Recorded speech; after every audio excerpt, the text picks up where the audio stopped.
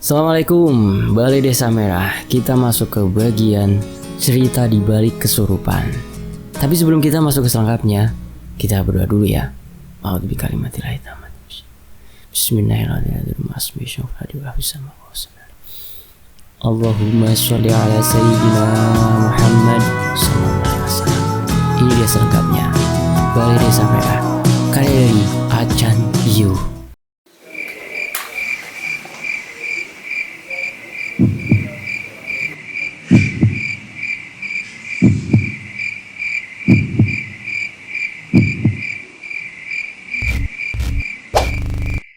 Esok harinya, ketika aku terbangun, aku merasakan kepala yang sedikit berat dan sakit di bagian jari dan kuku serta pegal di seluruh badan. Namun tidak selemas kemarin, saat aku pingsan seusai melihat penampakan indera. Aku mencoba bangkit dari tempat tidur untuk mencari seseorang yang bisa menceritakan apa yang aku alami semalam. Aku menuju balai di depan rumah tempat biasa paman duduk sambil menikmati udara pagi. Aku melihat paman sedang makan sarapannya. Dia kaget karena dikiranya aku belum bangun. Dia langsung mencoba membantuku berjalan. Mungkin karena langkahku yang sedikit gontai. Kini aku duduk berdua dengan paman dan aku langsung menanyakan apa yang telah terjadi semalam. Paman mulai menceritakan semuanya. Tadi malam, saat aku melihat penampakan hantu paling menyeramkan di balai desa, si mata merah yang kulitnya penuh darah dan bekas luka bakar, aku kesurupan. Aku tertawa sendiri di kamar dengan tawa yang menggema di seluruh ruangan. Malam itu, ada salah satu orang pintar di desa yang diundang untuk mengusir arwah yang mengikutiku. Beliau dan paman langsung masuk ke kamar untuk melihat apa yang sedang terjadi. Kata paman, saat aku kesurupan mataku memerah dan melotot sampai-sampai seperti bola mataku ingin keluar. Memerah di bagian putih mataku, kata paman. Lalu aku melompat-lompat di kasur dan mencakar-cakar tembok seperti ingin memanjat tembok. Mungkin itu kenapa kuku dan jariku terasa sangat sakit dan membiru keesokannya. Dukun yang dipanggil nenek bilang ke paman dan nenek kalau aku sedang dirasuki setan dari balai desa. Lalu beliau mencoba membantuku terlepas dari setan itu. Dukun itu mengeluarkan mantra dari bahasa Jawa yang paman tidak ingat semua, hanya sebagian kecil saja. Paman bilang kalau dukun itu membaca mantra yang menyebut Prabu Siliwangi. Lalu setelah membaca mantra, dukun menyuruh paman menangkap aku agar tidak terus mencakar-cakar tembok. Paman mencoba menangkapku, sempat kena cakar di bagian kuping. Akhirnya dia bisa menangkapku, walaupun untuk mengunci tubuhku paman sedikit kesulitan karena tenagaku sangat kuat waktu itu. Tapi malam itu paman susah payah memegangi badanku. Dukun itu kemudian menyemburkan air ke muka beberapa kali sambil terus membaca mantra. Saat itu kata paman, aku teriak-teriak dengan suara yang sangat serak sambil berkata dalam bahasa Jawa kasar, "Aja ganggu, enyong pengen jukut bocah kieh. Aja ganggu, yen pengen ora pada mati kabeh." Ya, dukun itu kemudian juga berkata, "Aja ganggu bocah kieh. Kieh bocah orang ngerti apa-apa. Metu kon sing bocah kieh. Aja ganggu, melas." Aku terus berteriak kencang sampai semua tetangga keluar waktu itu. Padahal jarak tetangga terdekat sekitar 5 meter dari rumah. Dukun itu terus membaca mantra dan terakhir dia mengeluarkan sebuah keris yang ditempelkan di leherku. Aku berontak semakin kencang. Paman sampai terlempar. Tapi dukun itu memegangi dagu dan terus menempelkan kerisnya. Aku berteriak sambil berkata, "Sing ganggu bakalan hancur." Lalu dukun itu membalas, "Aku rawedi, metu kon." Setelah berteriak-teriak, dukun itu meraup wajahku dari dagu sampai rambut dan akhirnya setan itu baru bisa keluar dari tubuhku. Aku pingsan dan dibawa ke kasur. Setelah disembur beberapa kali, semua orang mulai meninggalkanku di kamar sendirian untuk beristirahat. Lalu paman dan nenek menanyakan keadaanku dengan dukun itu. Kata dukun, aku sudah tidak kenapa-kenapa, tapi mungkin masih akan terus diganggu karena hantu balai desa ini menginginkan aku untuk jadi budaknya di balai desa. Kata dukun itu, Indra adalah salah satu budak yang diambil oleh penguasa balai desa itu. Makanya aku pasti masih akan terus diganggu sampai aku bisa mati dan kemudian jadi budaknya. Astagfirullah. Setelah kejadian kesurupan malam itu, dan aku tahu kebenaran yang sebenarnya tentang sosok Indra dan setan bermata merah dan penuh luka bakar itu, aku jadi agak paranoid kalau kemana-mana sendirian. Gimana gak parno? Orang kata itu dukun aku bakalan diganggu terus sampai aku bisa jadi tumbalnya dia. Aku kemana-mana kayak selalu ada yang ngikutin dari belakang. Aku jadi gak berani tidur sendirian. Ke kamar mandi malam-malam juga harus dianterin. Seminggu aku paranoid kemana-mana minta dianterin. Gak berani keluar kalau udah maghrib. Selama seminggu lebih, aku terapin kayak gitu kemana-mana dianterin. Dan selama itu, aku sudah gak diganggu. Dan aku juga udah mulai berkurang parnonya. Kemarin aku sore-sore aja gak berani ke kamar mandi sendirian. Tapi setelah seminggu lebih gak ada gangguan, aku udah berani sore-sore ke kamar mandi sendiri. Kejadian Indra yang nampakin dirinya siang-siang dan berubah serem pas sore di dekat balai desa yang bikin aku jadi takut walaupun hari masih sore. Setelah seminggu lebih gak ada keanehan, aku beraniin diri buat ikutan ngaji ba'da maghrib di ustadz yang lumayan dekat dari rumah. Soalnya aku udah dipesenin emak suruh ngaji sesampainya di kampung. Dan lagi siapa tahu setelah aku ngaji, aku jadi gak diganggu lagi. Aku ngaji agak telat. Harusnya aku datang dan sholat di musola. Itu ustadz rumahnya deket-deketan sama musola, jadi aku bisa dapat nomor urut ngaji lebih cepat. Tapi sialnya, aku malah sholat di rumah. Jadilah aku dapat nomor urut paling buncit. Aku ngaji waktu itu masih ikro, tapi udah ikro 6 sih. Pas aku giliran maju, aku ngerasa kayak ada yang ngeliatin dari belakang. Aku mendadak merinding waktu itu. Tiba-tiba aja, bulu kuduk berdiri. Aku beberapa kali nengok ke belakang, soalnya kayak ada yang merhatiin aku dari belakang. Sampai ustadz aku nanya, kenapa kok nengok belakang terus? Aku bilang aja kayak ada yang ngeliatin tats. Itu ustadz udah tahu kejadian aku yang kesurupan kemarin. Nah, pas udah selesai ngaji, aku dikasih nasihat sama beliau, suruh zikir pas jalan pulang nanti. Soalnya kamu lagi diikutin sama kuntilanak. Waduh, aku kaget pas dibilangin gitu. Aku jadi takut pulang sendirian. Tapi kata ustadznya, jangan takut, pulang aja. Kalau kamu zikir gak bakal diganggu kok. Karena aku dapat giliran terakhir ngaji, aku jadi sekalian sholat isya di situ. Pulang jam 7:30 malam. Di sana jam segitu aja udah sepi banget. Beda sama di kota, mana lampu penerangan jalan jarang banget. Aku pulang sendirian. Pas itu rumah aku kan deket sama balai desa. Jadi balai desa kelihatan kalau mau pulang ke rumah. Aku pulang sambil zikir sebisaku. Aku merasa benar-benar merinding, kayak ada yang ngikutin dari belakang, dan yang ngikutin tepat di belakangku. Tapi tiap kali aku nengok gak ada apa-apa. Lihat ke atas juga gak ada apa-apa. Pas kira-kira 100 meter udah mau sampai rumah sebelah kebun kosong, aku kayak dengar suara tertawa kenceng banget. Suara ketawa kuntilanak. Aku mau lari tapi tiba-tiba kaki rasanya lemes banget buat lari. Gak kuat aku jalan pelan. Suaranya makin kenceng. Aku tengok kanan kiri depan belakang, nggak kelihatan sumber suaranya. Tiba-tiba pas aku mau nengok atas, kakiku kayak ada yang netes gitu. Pas aku lihat kakiku udah basah sampai sendal jepitnya juga basah. Nah, aku lihat ke atas dong. Ternyata itu kunti terbang tepat di atas kepalaku. Aku sempat lihat mukanya itu kunti penjaga jembatan yang pertama kali aku lihat. Cuma wajahnya hancur dan kayak ada cairan putih kayak getah bening gitu kan, yang dikoreng-koreng gitu. Ih, mukanya hancur banget, bekas sayatan di pipi sama jidatnya. Banyak cairan getah beningnya sama agak bernanah, dan itu baunya busuk banget. Aku pun teriak sekencang-kencangnya, tapi gak ada yang datang. Maklum, rumah paling deket jaraknya sekitar 20 meteran. Tuh kunti terus-terusan ketawa. Aku cuma bisa merem, tapi karena bau busuk, aku sempat mau muntah. Gak lama aku lemes. Pas aku rasanya mau pingsan, tiba-tiba ada yang teriak. Dek, kenapa dek teriak-teriak? Aku buka mata, ternyata bapak-bapak, kayaknya itu bapak yang rumahnya paling dekat tempat kejadian waktu itu. Aku cuma bisa bilang dengan lemes aku digangguin kunti. Si bapak yang udah tahu tentang kejadian aku kesurupan beberapa waktu lalu langsung ngeh dan bantuin aku jalan yang waktu itu lemes banget. Warga sini kayaknya udah paham sama kejadian-kejadian kayak gini. Jadi kalau ada yang seperti aku, mereka gak banyak nanya. Cuma mereka juga gak bisa apa-apa, cuma bisa bantu sebisanya aja. Aku sampai rumah, paman waktu itu lagi gak ada, dia lagi merantau ke Jakarta.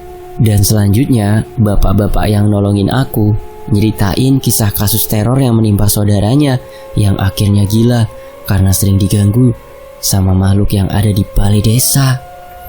Sesampainya di rumah, aku cuma bisa duduk lemes. Nenek nyuruh aku minum biar tenaga balik lagi.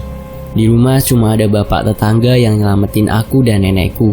Aku ceritain yang terjadi sama aku tadi pas pulang ngaji. Nenekku sedih lagi. Soalnya udah seminggu aku gak kenapa-kenapa kejadian lagi. Bapak tetanggaku bilang, untung aku sempat baca-baca zikir. Jadi si Kunti gak bisa ganggu aku lebih jauh dari yang aku alamin. Yang lebih jauh maksudnya gimana coba pak? Itu aja udah parah banget pak. Aku masih ngerasa tetesan-tetesan getah bening di kakiku. Walaupun sekarang, anehnya, di sendal atau di kakiku bekas tetesannya hilang tak bersisa. Bapak-bapak itu ngasih tahu ke nenek, supaya aku dijagain. Jangan terlalu sering jalan sendirian. Kalau bisa dibawa ke seorang pinter. Nenekku bilang sempat diobatin sama ustadz.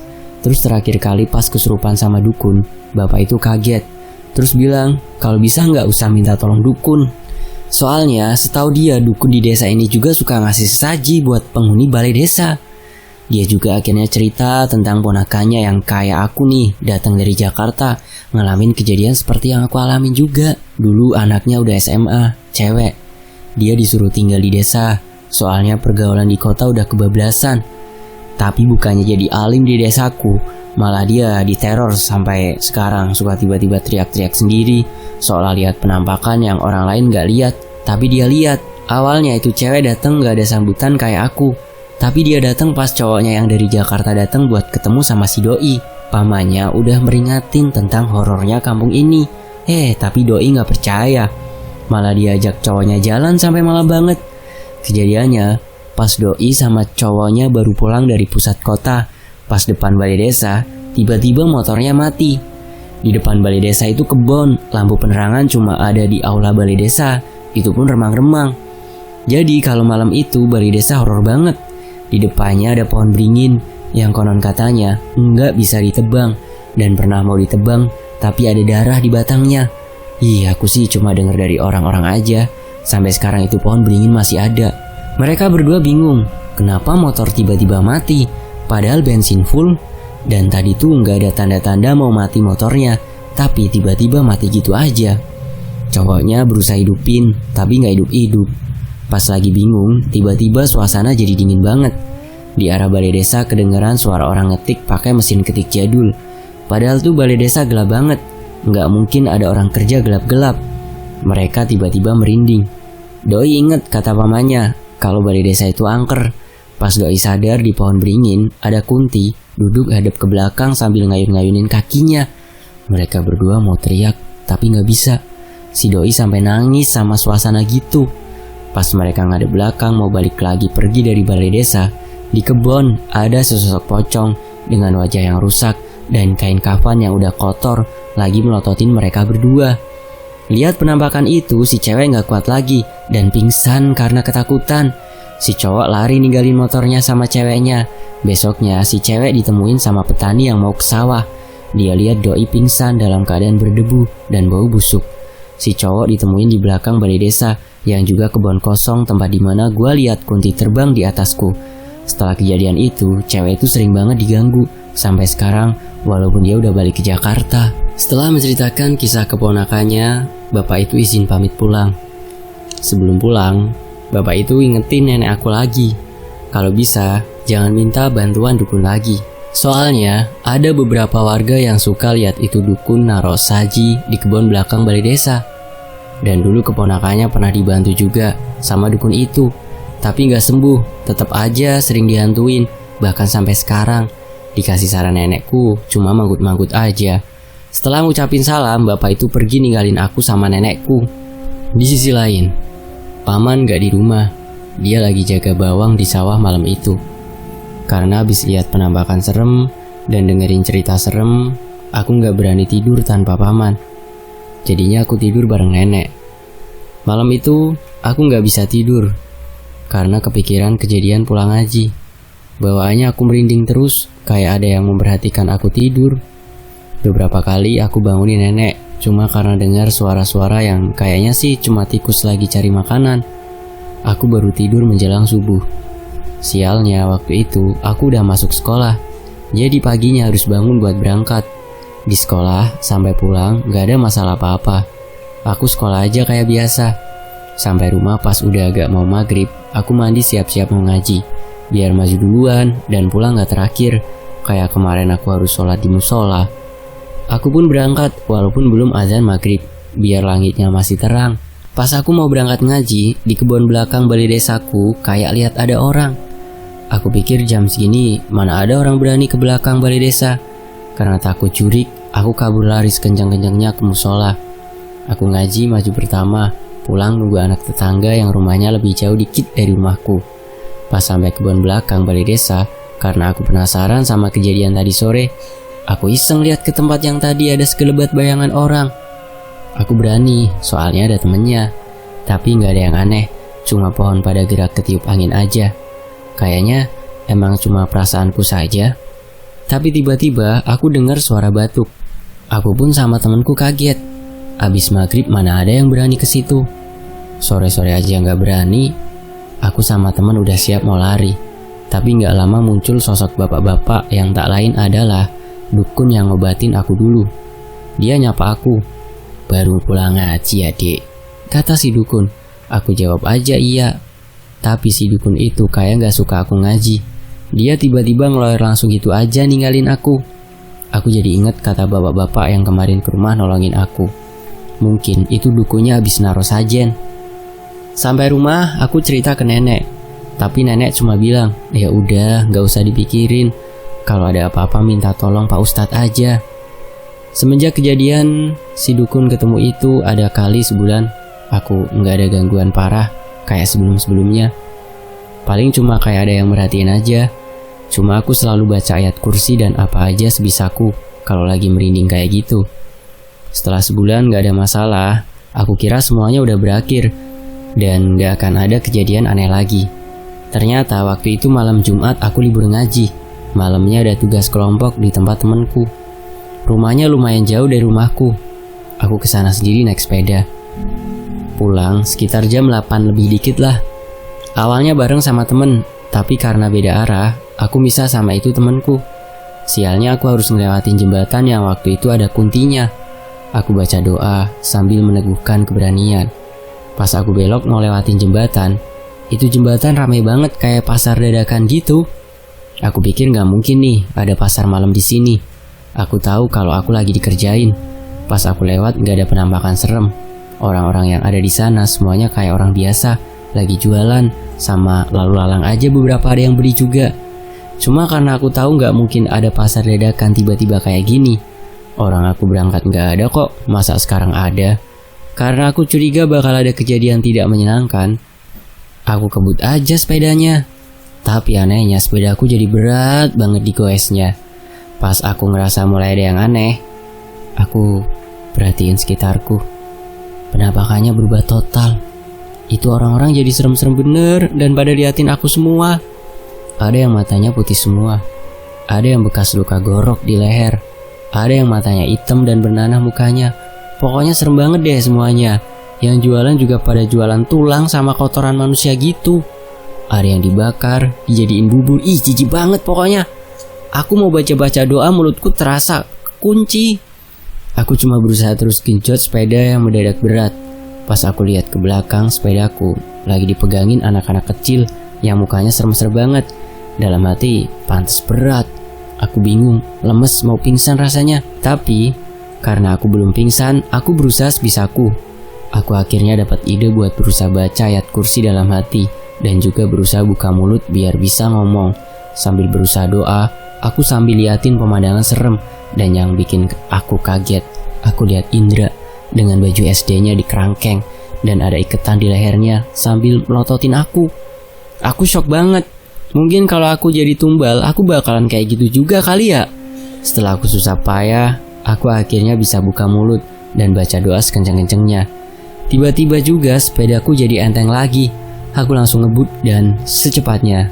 Sampai di rumah, aku langsung masuk rumah sambil ngos-ngosan. Dan seperti biasa, nenekku kaget dan langsung tahu kalau aku habis digangguin lagi. Setelah kejadian di pasar setan di jembatan sepulang kerja kelompok malam itu, aku seperti biasa jadi paranoid lagi. Sampai-sampai tanpa diminta nenek ataupun paman, ngerti kok aku kalau kemana-mana ditanya mau ditemenin gak? Gitu. Nenek sama pamanku hafal betul lah sekarang. Dan aku kalau ada kerja kelompok nggak mau ikut kalau nggak di rumahku. Awalnya teman-teman gak ada yang mau karena mereka tahu kalau balai desa itu angker dan rumahku dekat sama balai desa tersebut. Tapi setelah aku bilang kebanyakan teman-teman aku rumahnya pada dekat-dekatan, jadi pulangnya nggak sendirian kan. Jadi nggak mungkin lah setan kerjain kalau teman-teman pulangnya nggak sendirian. Akhirnya teman-temanku pada mau nyoba kerja kelompok di rumahku. Hari itu, sebulan setelah kejadian, aku dapat kerja kelompok lagi. Karena udah janji sebelumnya kerja kelompoknya bakalan di rumahku. Mereka jadi nggak bisa protes lagi.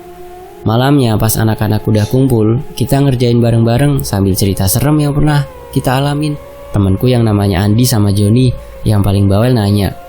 Aku sebenarnya males ceritain, soalnya aku juga merinding kalau inget-inget kejadian itu lagi.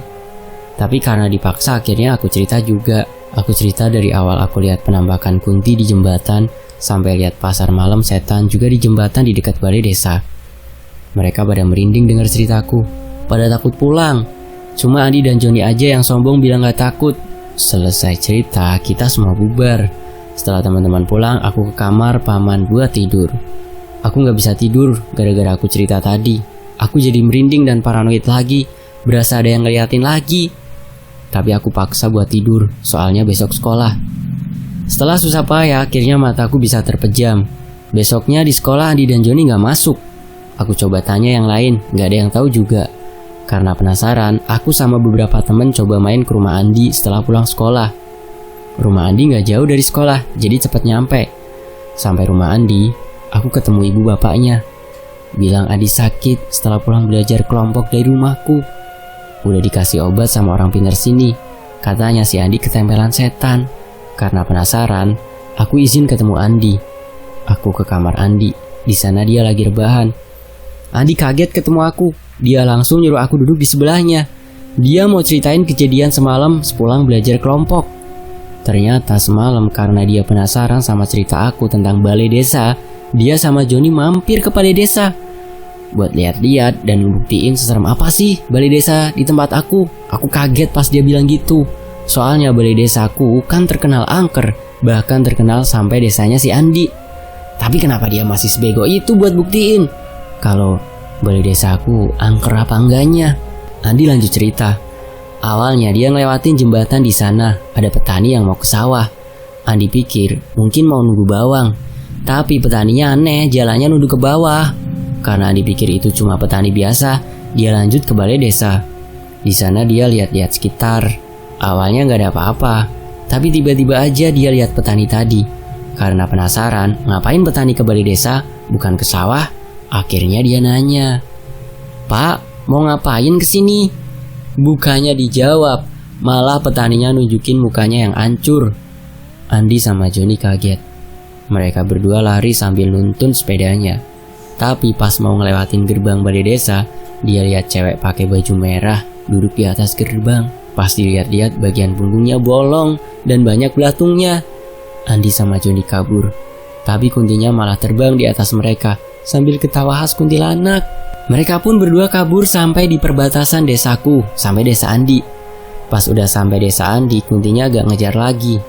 Mereka berdua selamat. Tapi sampai di rumah, Andi ditampakin Kuntinya di kamar Andi lagi berdiri di depan pintu sambil ngeliatin dia. Andi ngejerit, nyamperin ibunya. Tapi pas Andi balik lagi sama ibunya ke kamar, Kuntinya udah kagak ada. Andi tidur sama kakaknya di kamar. Tapi tiba-tiba badannya anget dan menggigil. Itu yang bikin Andi gak masuk sekolah. Dan ternyata si Joni juga ngalamin hal yang sama yang dialamin Andi. Demikianlah bagian berikutnya ya dari Acan You. Nantikan kelanjutannya ya, hanya di Fakta Sejarah. Saya pamit. Wassalamualaikum warahmatullahi wabarakatuh. Alhamdulillahirabbil alamin.